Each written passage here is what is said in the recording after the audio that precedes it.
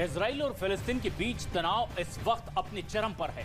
देखिए, लेबनान से उत्तरी इजराइल पर रॉकेट दागे गए हैं। उधर अमेरिका ने अपनी गाइडेड मिसाइल सबमरीन को मिडिल ईस्ट में उतार दिया है। ये सबमरीन 154 टॉमहॉक क्रूज मिसाइल ढोने में सक्षम है। अमेरिका नेवी ने सबमरीन लॉन्च करने के मकसद का खुलासा नहीं किया है। हालांकि इजराइल में आतंकी हमले के बाद प्रधानमंत्री बेंजामिन नेतन्याहू ने अब देश की पूरी सुरक्षा आर्मी के हाथों में सौंप दी है। इतना ही नहीं, इजराइल अब नए तरीके से गाजा और लेबनान के भीतर रॉकेट डाल सकता है।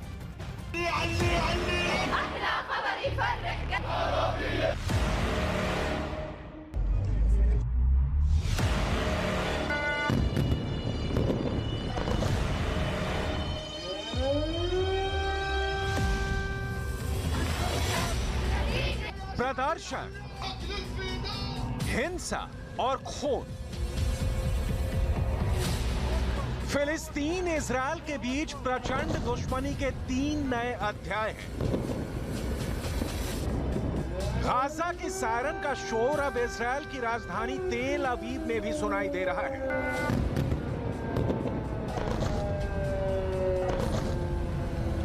ताजा तस्वीर देखिए, तेल अवीव में आतंकी हमला हो गया। 3 लोगों के मारे जाने की बात कही जा रही है। यह आतंकी हमला गाजा और दक्षिणी लेबनान पर हुए इजराइल के हमले के तत्काल बाद हुआ है। किसने किया, यह कहने और पूछने की जरूरत नहीं है, क्योंकि हमास के अलावा ऐसा आतंकी हमला इजराइल में घुसकर कोई शायद ही अंजाम दे पाए।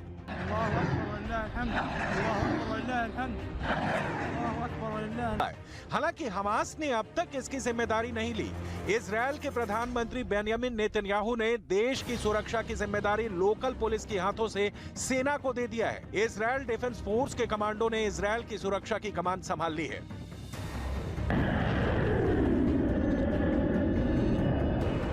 तेल अवीव के कॉफमैन स्ट्रीट में कार ने लोगों को टक्कर मारी।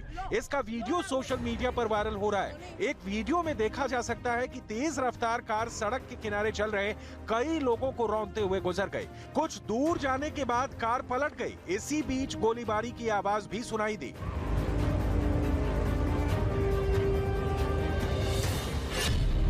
कॉफमैन स्ट्रीट पर आतंकी हमला इजराइल में 12 घंटे में होने वाली दूसरी घटना है। इसके बाद वेस्ट बैंक में गोलीबारी हुई थी। इसमें 2 ब्रिटिश महिलाओं की मौत हो गई थी।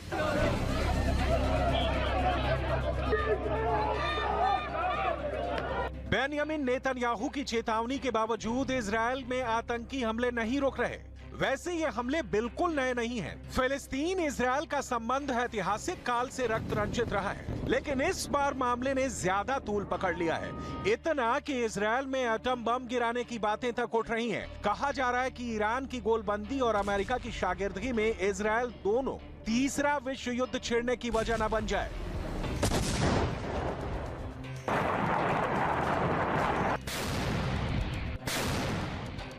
अरब देशों और इजराइल के बीच की दूरियों को रणनीतिक, कूटनीतिक और पड़ोसी से प्यार वाले पैमाने पर मापे, उससे पहले फिलिस्तीन इजराइल के बीच ताजा जो घटा है उसकी क्रोनोलॉजी समझ लीजिए।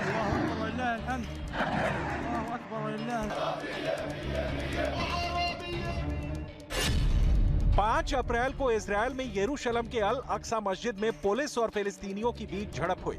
हमले में कुछ देर बाद जवाबी कार्रवाई में गाजा स्ट्रिप से इजराइल में 9 रॉकेट दागे गए। हमले की जिम्मेदारी किसी ग्रुप ने नहीं ली, लेकिन माना गया कि अटैक आतंकी संगठन हमास की तरफ से किया गया था। 7 अप्रैल को सुबह इजराइल ने गाजा पट्टी पर एयर स्ट्राइक कर दी थी। इजराइल के डिफेंस फोर्स ने एयर स्ट्राइक में 2 सुरंगों और 2 हथियार बनाने वाली फैक्ट्रियों को तबाह करने का दावा किया। इस ऑपरेशन को द स्ट्रॉन्ग हैंड नाम दिया गया। इसके बाद गाजा से उग्रवादियों ने वेस्ट बैंक में गोलीबारी कर दी। इसमें 2 ब्रिटिश महिलाओं की मौत हो गई थी।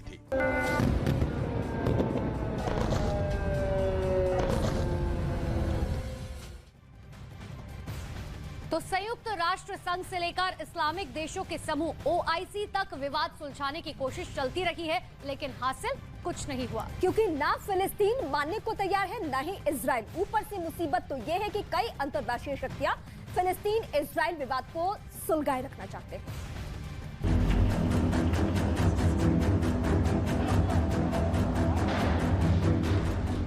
इजरायल अपनी सुरक्षा के लिए अभेद किले सा माना जाता है, बावजूद इसके देश के भीतर घुसकर आतंकी हमले कर रहे हैं। जाहिर है इजरायल की ओर से बदले की कार्रवाई होगी और जैसा कि आपने गाजा और लेबनान में देखा, इस बार का हमला उससे भी भयानक हो सकता है। अरब देशों के बीच बसे इजरायल का अस्तित्व ही उसकी सुरक्षा पर टिका है। अब सवाल है कि कब तक दोनों ओर से आरोप प्रत्यारोप के दौर चलेंगे और बेगुनाहों के खून से दोनों देशों की जमीन गीली होती रहेगी। इन सवालों का जवाब अभी हवा में है और वैसे भी जिस फिलिस्तीन और इजरायल का विवाद कई पीढ़ियों से सुलझ नहीं पाया, उसके तत्काल खत्म होने की उम्मीद भी बेमानी है। लिहाजा इस वक्त के तनाव पर फोकस करते हैं।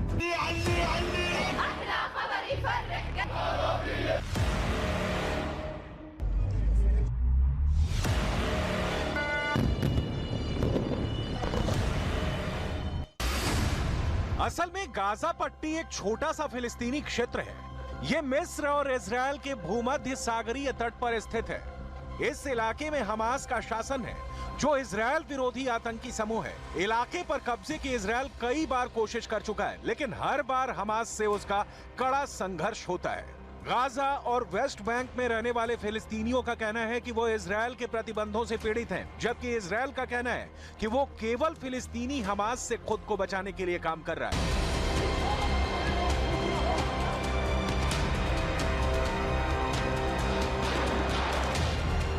दोनों ओर से ये दावे दशकों से किए जा रहे हैं। संयुक्त राष्ट्र संघ से इस्लामिक देशों के समूह OIC तक विवाद सुलझाने की कोशिशें चलती रहीं, क्योंकि ना फिलिस्तीन मानने को तैयार है ना इजरायल। ऊपर से मुसीबत यह है कि कई अंतर्राष्ट्रीय शक्तियां फिलिस्तीन इजरायल विवाद को सुलझाए रखना चाहती हैं। जैसे ईरान ने तुर्की के साथ OIC में इजरायल के अल अक्सा मस्जिद में घुसकर की गई कार्रवाई की निंदा की है। ये दोनों देश इस्लामिक देश हैं और दोनों सालों से इजरायल के खिलाफ फिलिस्तीन का साथ देते रहे हैं। मुस्लिम देशों का खुला समर्थन मिलने के कारण ही हमास जैसे संगठन इजरायल को चैन की नींद नहीं सोने देते। इसके बावजूद मिस्र, जॉर्डन, सीरिया, लेबनान, फिलिस्तीन जैसे 5 पड़ोसी देशों से बचाव के लिए इजरायल ने सुरक्षा की अभेद दीवार खड़ी की है।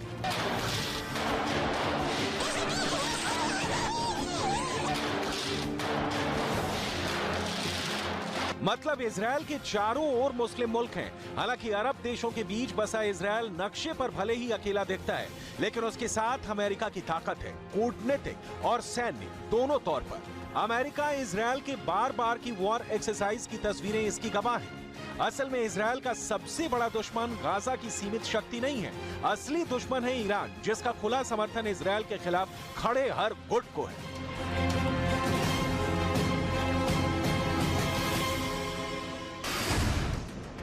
इजरायल का मानना है कि ईरान के परमाणु कार्यक्रम के अलावा लेबनान में हिजबुल्लाह यानी मिलिटेंट और गाजा में इस्लामिक जिहाद का एक नेटवर्क तैयार किया गया है। इजरायल का यह भी मानना है कि ईरान मध्य पूर्व देशों के अलग अलग इस्लामिक संगठनों तक आर्थिक सहायता भी पहुंचा रहा है।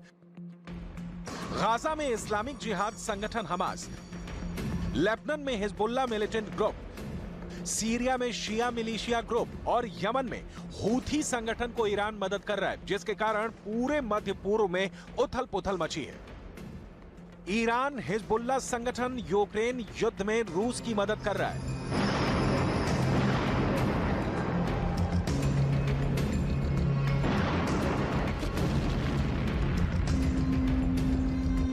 तो इस लिहाज से अमेरिका के भी खिलाफ ईरान साजिशें रच रहा है। ईरान वैसे भी परमाणु संवर्धन के कारण अमेरिकी पाबंदियों से लदा है। ईरान अगर परमाणु खतरे की सीमा तक पहुंचता है तो इजरायल का अस्तित्व तो खतरे में आ जाएगा। इसलिए इजरायल ईरान के एजेंडे का विरोध करता है। ईरान फिलिस्तीन के बहाने इजरायल पर हमले की मौके की तलाश में है। ईरान की समझ साफ है कि इजरायल को कंट्रोल करने का मतलब होगा अमेरिका को जवाब देना। तो समझिए कि अल अक्सा मस्जिद की घटना किस तरह तीसरे विश्व युद्ध की चिंगारी बन सकती है। इजरायल के प्रधानमंत्री बेंजामिन नेतन्याहू ने दुश्मन को करारा जवाब देने की जो ताजा घोषणा की है वो सुन लीजिए। क्यों आगे इजरायल बहुत कड़ा प्रहार करने जा रहा है। Regarding the different arenas, we will hit our enemies and they will pay a price for any aggression they carry out. Israel में सैनिक सेवा अनिवार्य है और कहा जाता है कि यहाँ हर हाथ ऑटोमेटिक सेल्फ लोडिंग राइफल की ट्रेनिंग ले चुका है। 24 घंटे इजरायल अरब देशों के खिलाफ ताल ठोक कर खड़ा है और जब तक खड़ा है तब तक ही इजरायल का अस्तित्व है।